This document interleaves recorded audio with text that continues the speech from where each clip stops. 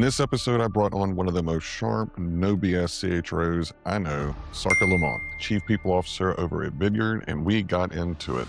Like you and I both, if we went in and just used Claude or ChatGPT and say, write an FMLA policy, it would get probably 80% of it right, but because of our experience, we can go in there and go, no, that's a state. That's not what it would look like in practice, right? So here's a question that every C-suite needs to answer right now. What should the CHRO be focused on right now? So I'm now thinking about like how decisions are getting made across all the functional areas, how information is shared, how teams are collaborating, especially now that you can connect sort of disparate systems across. So like, how are we talking to each other? How are we partnering with each other? To me, there's no function or better suited to be able to do that than HR. Now, I say that with a caveat, if you have the right HR leader at the helm. Welcome to the channel. I am Trent Cotton, the Human Capitalist. I've noticed that there's a big difference between HR business practices and how business actually gets done. I've spent over 20 years in HR helping the C-suite rebuild their organization while the world around them shifted. I've designed this channel to be an intelligence briefing on the business of people. So, if you're a CEO, board member, or a CHRO looking for the signal in the noise, welcome to the channel. Now, let's get to work. All right, welcome back to the Human Capitalist Podcast. I am your host, Trent Cotton, and I am joined by a fellow spicy CHRO. Welcome to the podcast. This has been a long time coming. We've missed each other. It's been I had to call out Trent and transform. I'm like, you said you wanted me on your podcast. I know. And it was funny because we were trying to figure out like who dropped the ball. And so, we've got a drink in one hand and our phones in the other. If that tells you anything about our in one. And yes. And I'm like scrolling LinkedIn DMs. Yes. I won, by the way, in case you all were wondering. Yeah, she did win. I dropped the ball. You had a very good reasoning you didn't really like intentionally leave me hanging. You had a lot of life happening, so it was worth it. Yeah. I think it was right around the time that I took on my new job at iSIMS, and then it was just like last year's a little bit of a blur. So I know you, and for those that don't know you, just who are you? What have you done? All right. I am Sarika Lamont. I am currently the Chief People Officer of Vidyard. Vidyard is a Canadian-based AI and video-enabled go-to-market tool, most oftenly used, I would say, like sales and marketing processes, workflows, etc. Who I am. So I think the interesting part about me is I'm not a career HRist. So I didn't grow up in the HR world. I actually started in sales and marketing for tobacco for Philip Morris. And then I found my way, I got my MBA, and then I found my way into management consulting. I live in the DC area. So a pretty big market for us is consulting. And so I did that for, about 12 years. But in that, the second startup that I joined in that sort of industry or arena happened to grow really fast. And so I got to wear a lot of different hats. So while I started off as a program manager managing, a particular program in one of our government agencies that we supported, and then that grew and grew and grew, and I had a portfolio of contracts. But then I eventually got to wear a lot of different hats. I did business development. I did proposal writing. I started all new contracts. I work with like government customers regularly. I led people. I've done stuff on like lots of different things on the operating side, whether it be IT, contract. I mean, I've worn a lot of different hats, partially because in that time period, I always thought I was going to start my own like government consulting firm, which I very quickly learned I did not want to do that, but I thought I did. So I actually think that interesting part about my background is I do come from the business side. So I've seen a lot of different elements of the business. And I think that is what has made me just sort of a more strategic and different type of HR leader.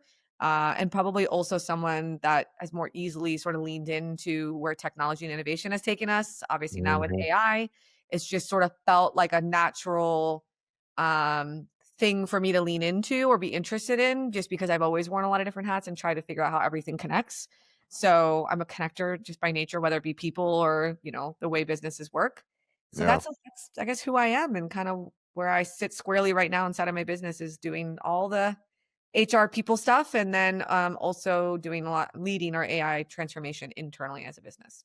And that's why I wanted to have you on is, it's kind of funny because we're going to talk about the evolution of HR. But before that, I want to get into some news. I found two articles and I was like, all right, we gotta unpack this one. The first one, there's so much noise about AI I saw, what was it? I think it was a Wall Street Journal or Forbes. They go, AI is killing entry level jobs. Well, SAP actually did some research and they said that AI is causing entry roles to evolve, not to vanish. And they see AI as an accelerator of readiness, productivity. They also talked a little bit about creating some talent risk. Like 44% of the CHROs said that uneven access to AI tools increases attrition risk. So there was a lot of little nuggets of data in there. What stood out to you? Yeah. So it's interesting. I feel like a lot of complex emotions about what I was reading, and I thought the 2 articles were an interesting they come in at, like, sort of, like, Two different different angles. yeah, Yeah. different parts of, like, the same thing, but, Mhm.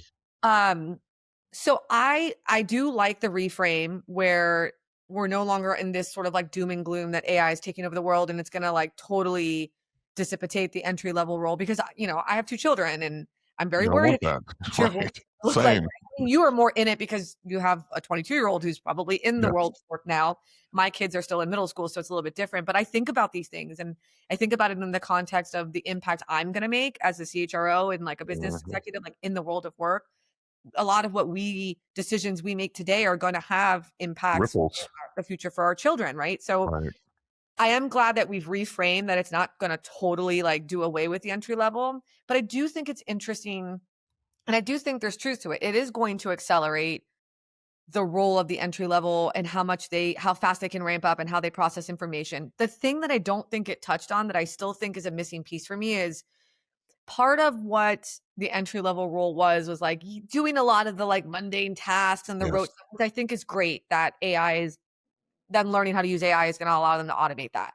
Mhm. But there's also still beauty in that work, in the context that it gives them, in the exposure that it gives them to sit inside of rooms and sort of just like learn through by osmosis. And we also have lost some of that because not Right. everybody's obviously before it was like you're in an office. That was sort of like a thing. There was never remote work as obviously the way that it is today. And I know that we're a bit more split on that. So I was already kind of worried about that, like entry level folks not being inside of an office. If you're only doing remote work, that can be really difficult. And now you're layering AI into that. I worry about the context that entry level folks need to still have and learn and Mhm. understand as they're learning the business and as they're learning like where they fit into the work that they're doing. Yeah.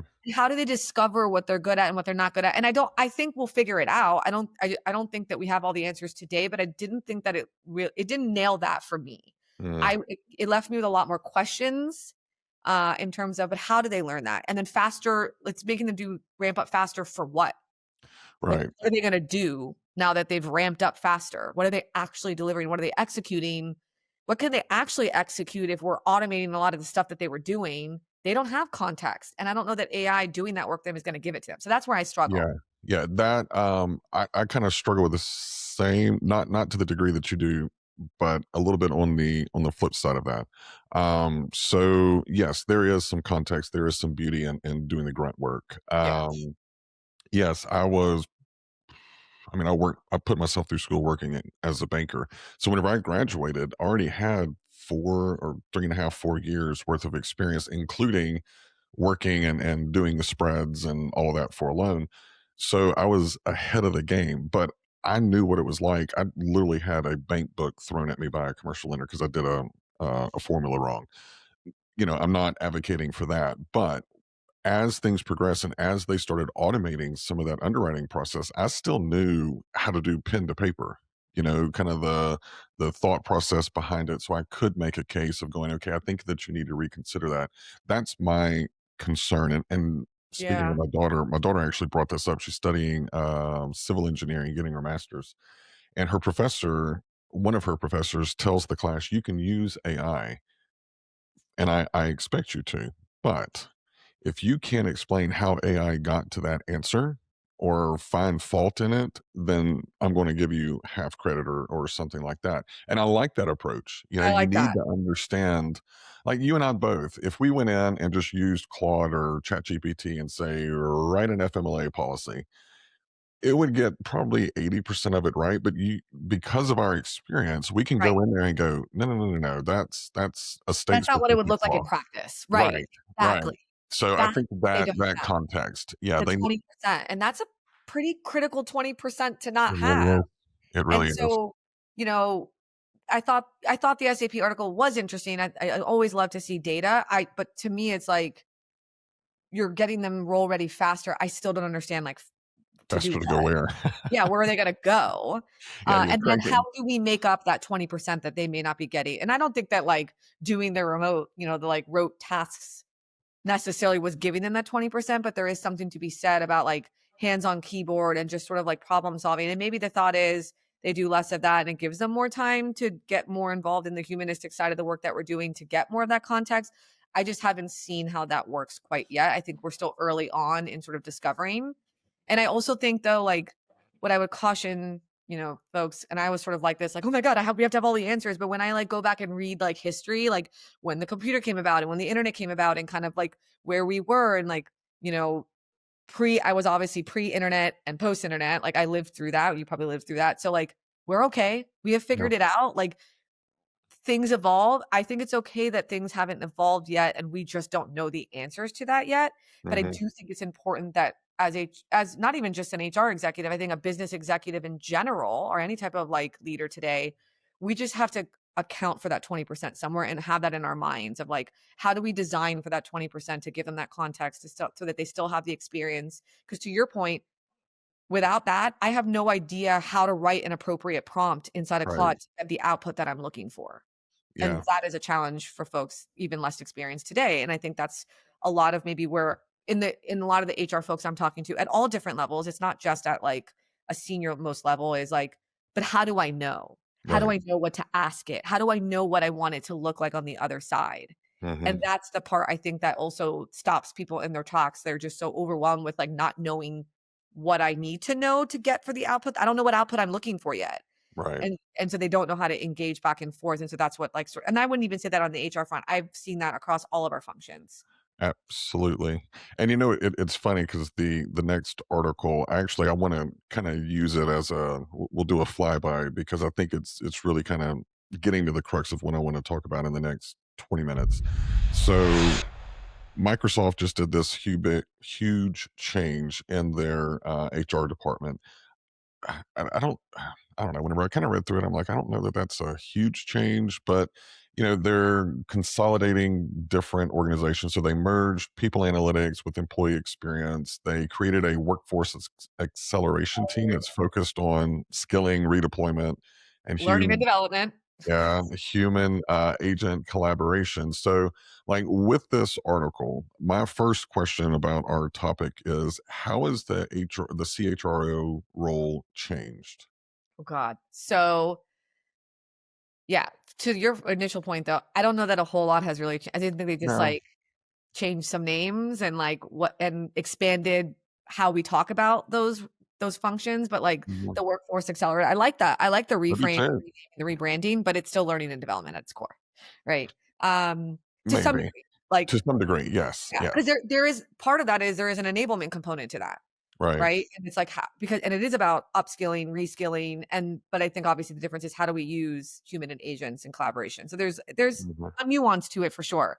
But that sort of leans into like what has changed within the CHRO over the last, 5 or some change years is I don't so in my own experience, I'll even say like what I'm seeing is we've moved away from just being owning like the people function to more of like the overall sort of like operating model owner. Right. So it's not just about I'm designing these programs or and these processes and it's just sort of siloed in HR. Now I'm really forced to think about like how do we overall design how the company should work today?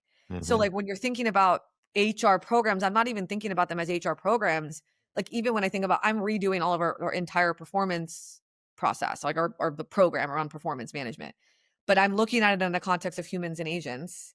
and where does Mhm. one fit in with the other, and how do we look at that in this new era, and like because of the way that technology and innovation has evolved, like it's also evolved the way that we can leverage these things to think about performance differently, or maybe design it in a way that we've always desired, but never really had like the resources, or the humans never really had the resources and the capabilities to do what now AI can do. So Mhm. I'm now thinking about like how decisions are getting made across all the functional areas, how information is shared, how teams are collaborating, especially now that you can connect sort of disparate systems across. So, like, how are we talking to each other? How are we partnering with each other? Where does AI fit in to our existing, or not? I wouldn't even say, I would say, where does AI fit into our workflows? But like, how do we redesign the way that we work all together? There's Mhm. nobody better, to me, there's no function or better suited to be able to do that than HR. Now, I say that with a caveat, if you have the right HR leader at the helm. Right. So what you're saying, you actually stole thunder from the next question. So you are advocating that HR should lead AI transformation because it's a people function at its core, not just a tech 100%. transformation. Because it's about behaviors. It's about human behaviors at the end of the day. And it is about change management at its core. And, one of the keynotes I did this last year was about like, what is AI transformation? Because I was getting so pissed at these like clickbait articles from Oh like, no. McKinsey says like 97% of AI transformations are failing. Well, no shit. Right. Because the AI transformations, you are like, you think get a bunch of tools and you throw it at people, and that's supposed to be AI transformation. And somehow it's supposed to unlock productivity. What? That's not, no. It It's was not how never, things work. no, that's not how it works. It was never about the tools and technology in and of itself. It's about driving change in human behaviors. Like that's what it is at its core. And Mhm. I don't think that IT is best suited to do that. Right. I don't. I Yeah. think that HR Talk is about best. the department that is lacking. Most of the time that I spent was coaching our engineering department on soft skills and people skills. They were Yeah, phenomenal technically, but they are binary thinkers. Letting them lead the transformation part of the people aspect, not a good idea. I agree. Now, I would say I count myself as lucky that our head of IT and security happens to be a gentleman that has really great EQ, really understands the people aspect, really is great about connecting, has a great way of connecting people to technology to like really bring down the sort of like fear. He's Right. really great at that. So he's a really great partner. And I say this, I say, yes, HR should own AI transformation, depending on who your HR team, your HR executive is, but that's also on your CEO, and we can get into that. But I don't think they do it alone. So, like, if you look at like a Racy or a Daisy, right? We use Daisy because I use I DS. love Daisy. I Yeah, I like that. love doer versus Yeah. approver. Yeah. So in the Daisy model, I would be the driver. Like I own it in the context of like I'm making sure things are happening. I'm making things sure I'm ensuring that we're removing roadblocks. I can see those things. I can see around corners. I'm a connector between functions, right? Like I own that piece of it, but I'm not doing this alone. So like IT and if whether it's your CIO, your IT, whatever that might look like, depending on the size of your company, they need to be at the table. You Hmm. do need to have your CEO somewhere at the table. Your like senior most executives have to buy into this. You do need functional leaders, or you do need champions across the business to make this work. I'm saying this as someone who I'm doing this on a smaller Currently. scale, right? Yeah. 120 people, but I don't my AI enablement, my AI working council, my AI enablement working group is myself, and then it's my head of IT and security, it's my director of employee experience, and then it's our our digital like CS and AI like automation specialist, and then an engineer, because I wanted an engineer there to get the voice of the engineer, because they've been using these tools a lot longer than most of us Right. have. Right. But they're also ones that, to your point, I got to make sure that I bring them along on this journey, because they also are in some cases, sometimes the most fearful, Hmm. because where AI started from, it's advanced so quickly, particularly in sort of the engineering arena, writing code and Yeah. whatever. So they're the most fearful of like their jobs becoming obsolete, Yeah. right? And I don't think that's what's going to happen. I think they have to redefine what their roles are and how they interact with agents. And so their role looks a little bit different, but I think I find that they're sometimes the most fearful, and there's the most friction there. And so it's important to have that. So, but it's a small group that's really driving a lot of this enablement. And so my point is like, you need to have different functional groups or leaders there. And I also think you do need to have your senior most executives involved, because this works by doing, not by telling. Everybody has to do that. Yeah, Uh, and I don't think that it's helping that. I know Anthropic. You were talking about software developers. Anthropic came out, the CEO came out, I want to say this week, and made a bold proclamation that most of software development or coding will be automated in the next 12 months. So, I mean, it's hard to quell that whenever It is. you have the people that are building the technology saying this is what it is. But, you know, there's some hype to that. Of course, they want you to believe that because that way you buy more of their product. You Right. less investment in human capital. So it makes sense. But But let but yeah, yeah, there's some reality there. I mean, right. even if we look at like AI in recruiting, it's really interesting. In my day job, we partnered with Madeline Laureano and did an AI adoption survey in about 412 TA organizations. And whenever I look at the data, there's a lot of automation. Only, I think I want to say 16% are actively using agentic AI. But No, you and I it's both, we hear the talking heads, mhm, agentic, agentic, agentic. I talk to enterprise level companies. I talk to mid cap level companies. They can get automation approved with their legal, but they can't go full throttle because there's still a lot of concern. So I think, to your point, the CHRO does need to kind of sit down and go, guys, let's separate fact from fiction, okay? yeah. And I do think that that is a, to me, it is kind of at its core a people function. So if I'm a CHRO and I'm listening to the two of us and I go, okay, then what should I be focused on and what should I be talking about? What would be your advice?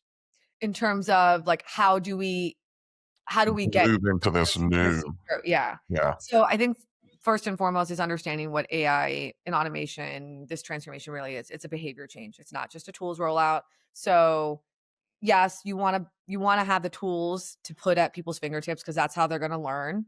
But the real work is really what we do at our core when you think about, whatever it's workforce accelerator or learning and development. It's about enablement. It's about building resources like prompt libraries by function. It is about bringing managers into the fold and coaching them on how not just how themselves to use the tools, but it's also coaching them on how to remove the roadblocks and like remove friction so that their teams feel comfortable using it. It's about them demonstrating by using the tools themselves to right to like to also like, okay, I'm doing this right alongside with you. So there's something to be said about quelling some of that fear and the friction when your own boss is doing it with you and bringing you along. And it's also just as much about them learning how to manage both agent and humans because that's what's starting to happen, right? Slowly but right. surely. In some cases, it's a lot more rapidly. Like you're going to need to learn whether it's an agent, whether it's an automation in a workflow. Not everything has to be AI either, by the It way. doesn't. AI does not solve all problems, and I No. have been screaming that at the top of my lungs. And Yes, also, too, we need HR to understand the three different types. Okay, automation is not AI. that's right. It's formulaic. Okay, That's so right. stop using AI whenever you're describing an automation.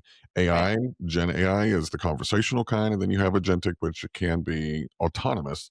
And I think that right now there's so much in HR that if you could automate it, you're going to see this natural increase in productivity, and especially the really good HR people. Think about, because I think about the people that I've managed that I'm like, God, they're just so damn good at HR. They just get it.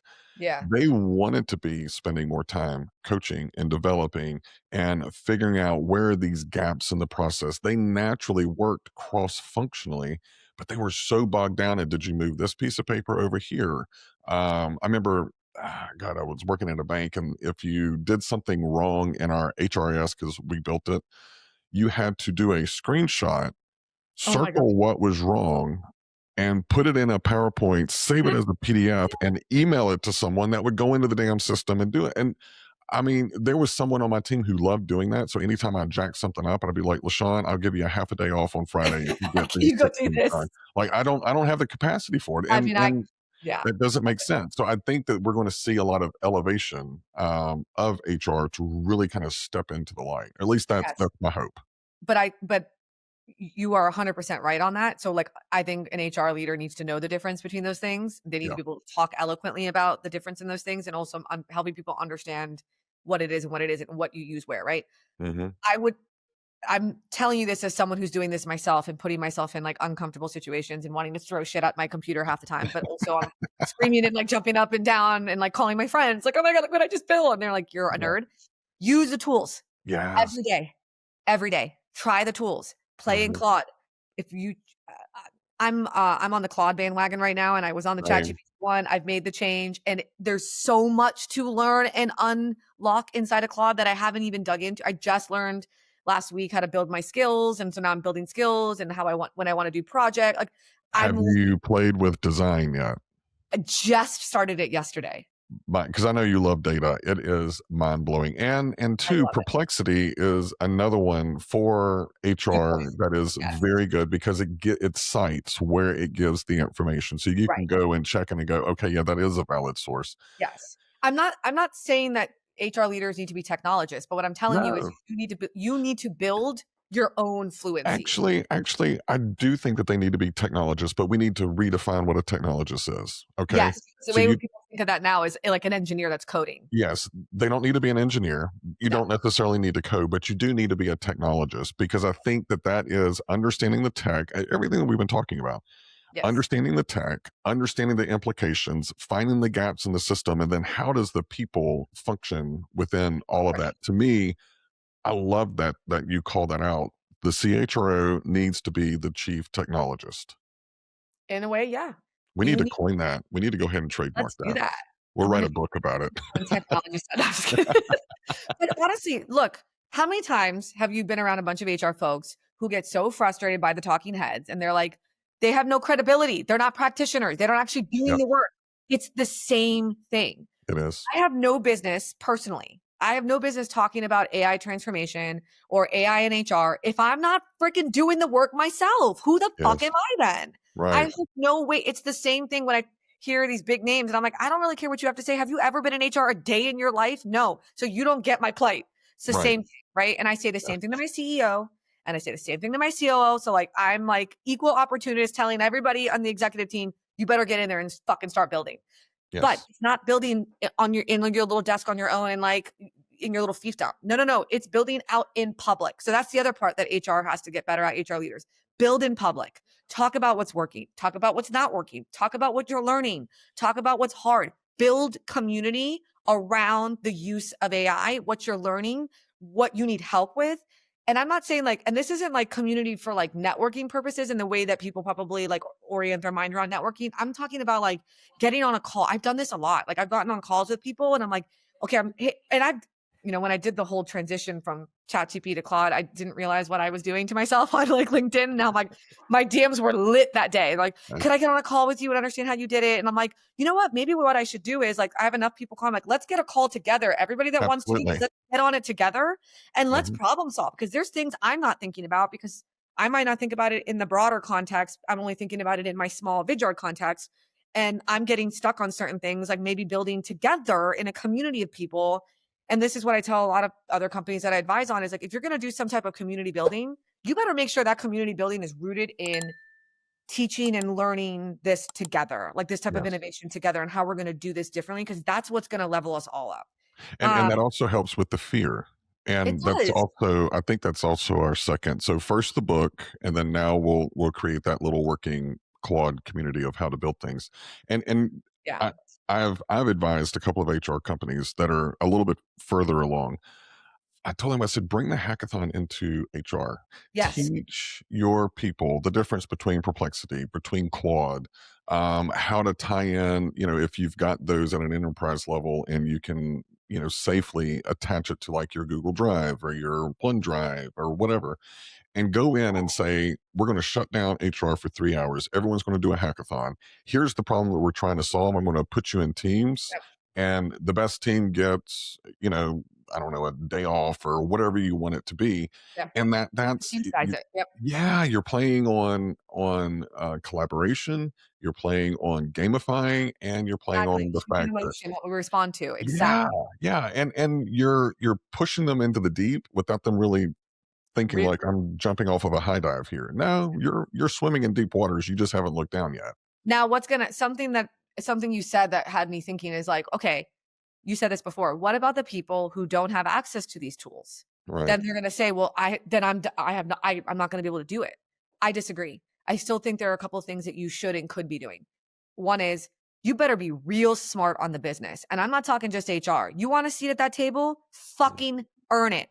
Get Right. in there, understand the business, understand revenue forecasting, understand your ARR, understand churn, understand all the EBITDA. metrics that make our business tick in SaaS, particularly. You Right. need to understand that, and you need to understand the implications. You need to understand, because that's also going to inform you then, okay, I got to think about this different. I got to think about how I'm, incentivizing and compensating people differently in an AI or in an AI Mhm. world, and how we use AI to accelerate here, here, and here. I need to understand, engineering. Great. Okay, great. They have 4x their PRs. Awesome. But what does that do? Has Right. that accelerated the product roadmap? Okay. Oh, yeah, it's 4x the product roadmap. Oh, has it? So then should they be held accountable if we can't sell a new feature that we've rolled out? Like who should be held? These are the types of conversations that you start having, because you're now understanding all the different components that make up the business. And then you should be the super connector between those things, Mhm. because you understand the human component of it and the behavioral change component of it. You're right. And then you're now understanding also the business component of it, and you're connecting the dots, because let me tell you, right, your CRO or your salesperson is not going to be the one to connect those dots. They don't They're understand the not. component in the same way that you do. They don't have the insight, the macro insight that you do. And so, like, that's what I tell a lot of HR folks or folks that are kind of growing up. I'm like, learn as much of the business as you can now. Don't wait Yes. until like you want to be an executive. Do it now, because at every single level in HR, it's going to make you stronger, better, and more strategic, which means you're going to earn your seat at the table. You have Yes. to earn it. It's not going to be given. Oh, I And can't stand that. There is nothing that sends me over the edge than to hear someone, "I deserve a seat at that table." No, no, no, no, no. no, you No, no, got to no. earn it. And I I got don't that seat at the table because I am talking the same language as my peers, right. EBITDA, ARR. I understand what portfolio runoff is. I understand the cost of a bug, the revenue per FTE, Yes. like all of these different And the things. implications, not the Yes, HR implication. I want you to understand the business please, implication. Because if we are please. not generating revenue, if we're not, right, growing our revenue, we're not generating cash, that means we don't have cash to reinvest into the business, whether it's in our people, whether it's in our systems and tools. Now, the tool piece of this, now it depends. When you're an enterprise, I know there's a ton more there. There's the legal Mhm. component, the risk, the governance, all that. Then I would say lean in there to understand what are the risks, where's our policy, how do I get in there and understand that? How do I understand where the concerns are? And can you be a part to play in building the business justification as to why we need to invest? Or, hey, can we unlock this component of our tool? And here's what this is going to be able to do. And here are the downstream implications. Here's why we need to do that. Here's the unlock we need to have for our people. Here's why we need to rescale and unlock productivity in this way, because it's going to drive these outcomes. Like, use your knowledge of understanding the business and being a connector to then make the case for the business justification for why we do need to unlock a tool, or where Right. we may be able to start smaller in a tool, or maybe it's just an HR tool. And like, there's a lot of even tools nowadays that are like, sort of positioning themselves as like workforce operation, like agentic tools, whether that be, like Kinfolk is one. And I know there's a number of other tools out there that are doing this. Now there are ways where any IT department is using a ticketing tool today. Well, Mhm. now like you can, in the context of those tools, maybe you move to a more, an AI native, ticketing tool, Mhm. rather than something that's been around for a long time. Make that change and then start learning how to use the AI features or the automation features inside of those tools. Like, there are ways to get in and learn it without feeling Mhm. like you have to have access to Claude or Perplexity or ChatGPT, right? Also, you can do things in a personal account having nothing to do with business. You can also learn a lot just by using it Oh, personally, yeah. Yeah. prompting, connecting things. There are ways to still learn it, even if you're not getting that full buy-in from your company today. I Completely. don't use that as an excuse to like why you're not going to learn these skills that you need now and for the future. Like, I worry that if you don't, you're going to get left behind, and there's not going to Mhm. be anybody to blame but yourself. Yeah, sitting in your hands, so well, I knew that we would have a spicy one. I love this. I love this. So if someone wanted to connect and learn from you, what is the best way to find you? I would say LinkedIn's probably the easiest and best way. I do I'm on there a lot. I try to like manage my LinkedIn DMs. I think I need to create my own little like workflow automation for my Claude can LinkedIn. do that. Oh, Claude can do it. I know it's on my list of things that I'm gonna build. Right Yeah. now I'm like building that, whole like career developer tool, right? And competency tool for the business. But that is on my list of things to do. But yes, LinkedIn, find me there. Ping me, Fantastic. message me. Let's be friends. Let's be AI besties. Well, I'm so glad that we finally got to connect on camera, Yes, bring some of the conversations that we have to the table. So I appreciate you joining. I appreciate you having me. All right, ciao.